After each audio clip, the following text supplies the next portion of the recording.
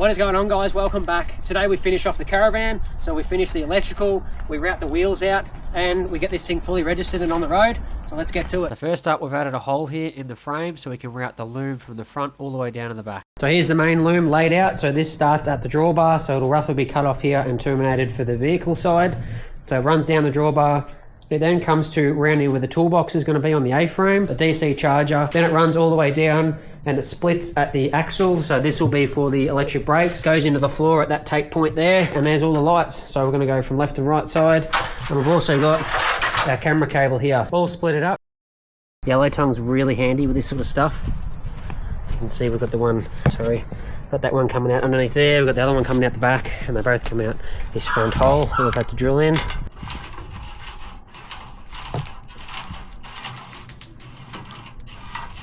We've got a cable run down all in through there. I've got to get a grommet for that. It's 38mm. You know how hard they are to find. Run down to this side, so that's grommeted. I'm going to fit that off later. Electric brakes and the main loom coming out of here, up there, and into the floor. I'm going to put a big plate, aluminium plate, over the top with a gland in it. So I've just marked out on this tiny bit of scrap aluminium I've got. I'll put this sort of on the outside edge, so it gives me enough room, say here, to add another gland if need be.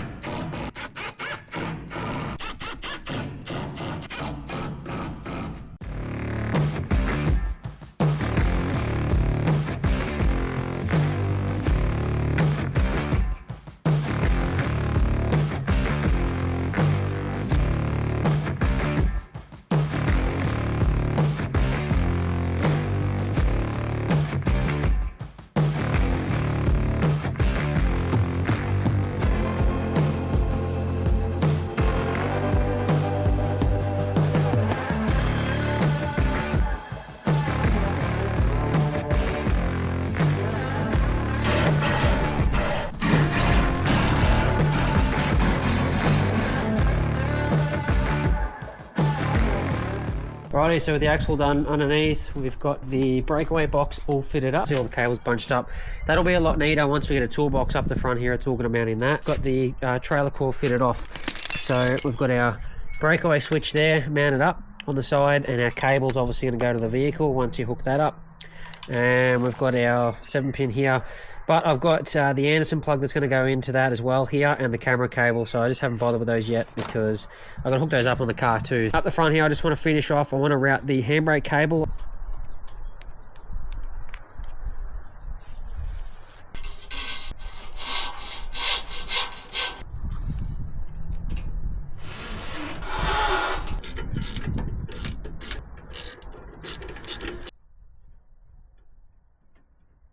Okay, so handbrake's on.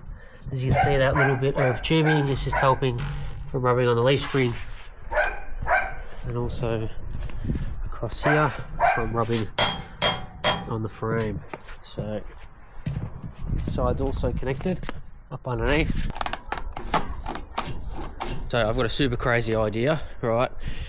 So the last thing pretty much left on this is these wheel wells, and we're going to cut them out. So they're going to be 10mm spaced off. So this nice little curve that I've added here down in the corner, that's 10mm spaced out with everything all the way around. So that's how that works. I just thought, oh yeah, I can buy an offset bearing for the router bit. So basically a flush trim router, you just turn into, I'd get a 20mm bearing, so it'd be 10mm either side, bigger, so it'll just go around. But the trouble with that is, if I slightly go up on the angle, it's going to cut more of this off than we need. My silly idea is to take some timber, and we're just going to double side tape that.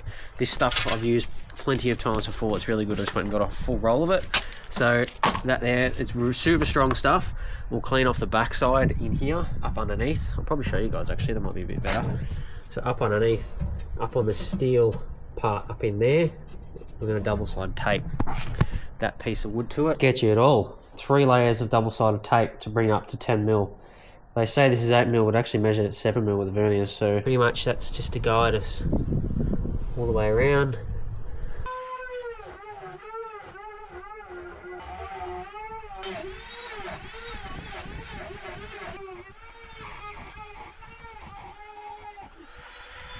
Alrighty, so wow, that worked out really well. As you can see, that timber worked a freaking treat. So up here we sort of grabbed it a little bit, but I think that's okay. The wheel spat is going to be going over this anyway to cover it, and I'm super happy that we ended up making this work with that 10mm. Okay, so I've got it moved out. We're about ready to get it down the side of the house. I just have to trim some trees from the neighbour's yard. Just wanted to show you guys, I was really concerned about this. So we've got the jockey wheel loosely here. It's not even touching the ground anymore. And I've got the Caravan leveled up. Now, this is one thing I've been checking a lot, but I haven't checked it since I did the cladding and all that. 100 kilos we are on there on the ball weight, which is really, really good. So before, with just the flooring and no checker or cladding, was 120 kilos. So it has tilted back a little bit, I'd say, with a little bit of that weight. It sort of pulled it up off the ball, about 20 kilos. First maiden voyage. Now, for everyone wondering, this is why I built those wheels. I'll show you. Yeah, that's why.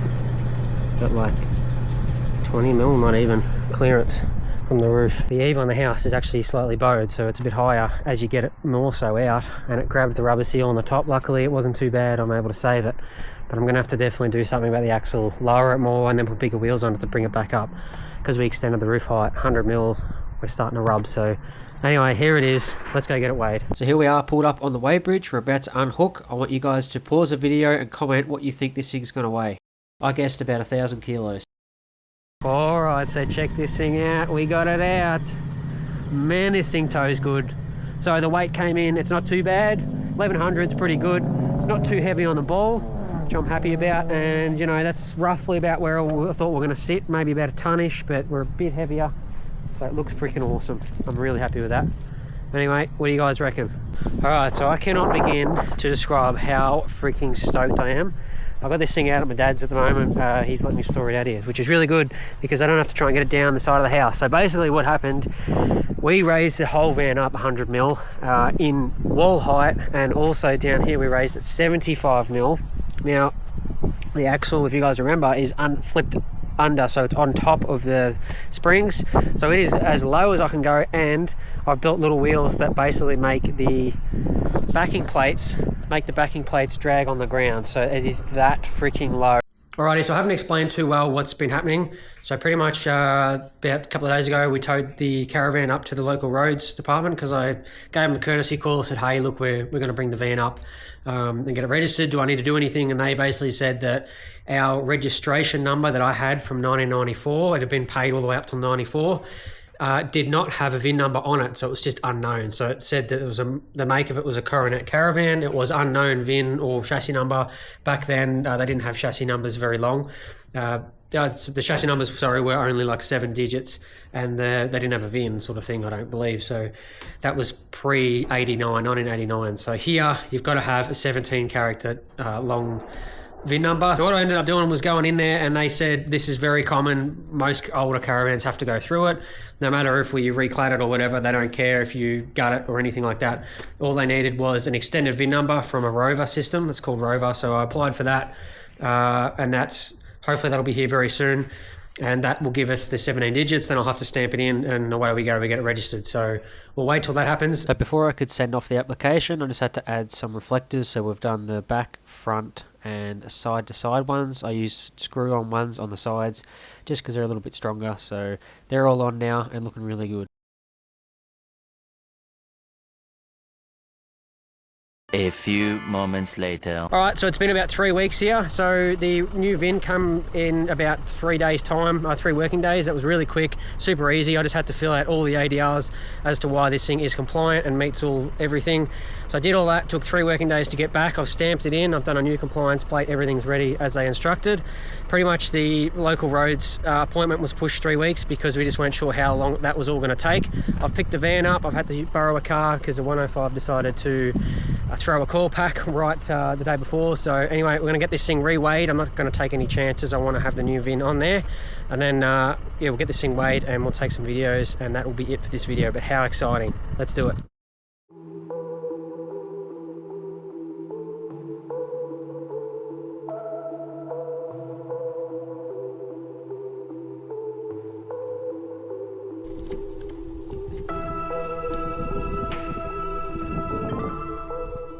Alrighty guys, so officially we have this thing registered. It is super exciting. This thing is now on the road, it's legal, we can tow it wherever we want, which is so good. I cannot believe, again, that basically I, with a lot of help, built this thing, and now it's on the road. You know, it's definitely doable. There's so much work involved in it, but man, it was worth it, and I cannot wait to get out and use it. So in the next video, we're going to be taking this thing out. We're going to just go away for a night or so and use it just as it is, throw a mattress in it. It's going to be really nice.